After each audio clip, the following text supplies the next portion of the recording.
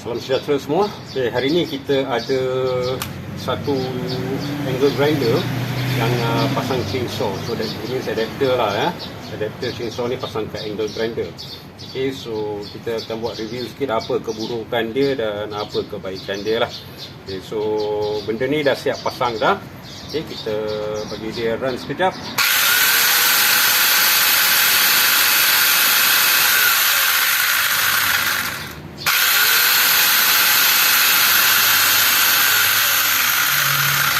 Okay, chainsaw ni panjang ni lebih kurang 12 atau 11.5 inci. Okay, so mata dia semua memang ada siap datang bila beli adapter dia, semua satu set macam ni.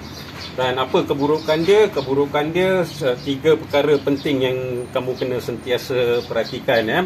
Satu, dia kena sentiasa ada minyak pelincir. Kalau tak ada minyak pelincir, dia punya blade akan jam kat dalam. Memang tak boleh gerak. Okay, so sentiasa kena ada minyak pelincir. Minyak pelincir apa?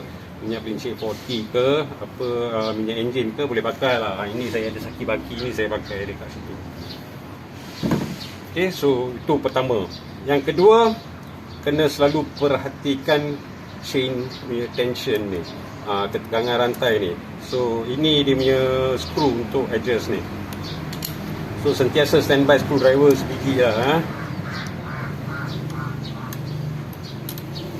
Longgar kan? Boleh nampak dia naik.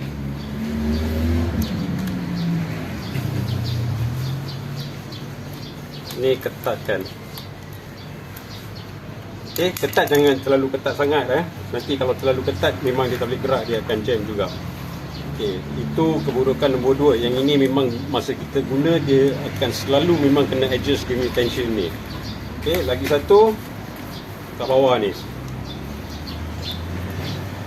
Dia punya mata bukan mata, dia punya soket kat bawah ni akan cepat haus. So benda ni kat dalam ni boleh tengok dia punya sprocket tu, panggil sprocket tu. Sprocket tu memang akan cepat haus sebab dia boleh tengok dia punya free play tu agak luas sikit. Dia lebar padahal chain tu kecil saja. So memang dia akan gerak atas bawah dan haus. So itu 3 keburukan. Benda ni boleh pakai setakat untuk kegunaan DIY kat rumah saja. Yang ini jangan bawa ni pergi masuk ke hutan nak terbang pokok bala pula. Memang tak boleh. Sebab dia 11.5 inci saja, memang tak cukup. Kadang nak potong dahan-dahan kat rumah tu atau papan kecil boleh lagi. Tapi sentiasa jaga, 1, minyak, nombor 2, chain tension, dan nombor 3, sprocket dia. 3 benda ni jaga, dia boleh okey. Right, itu saja. Thank you.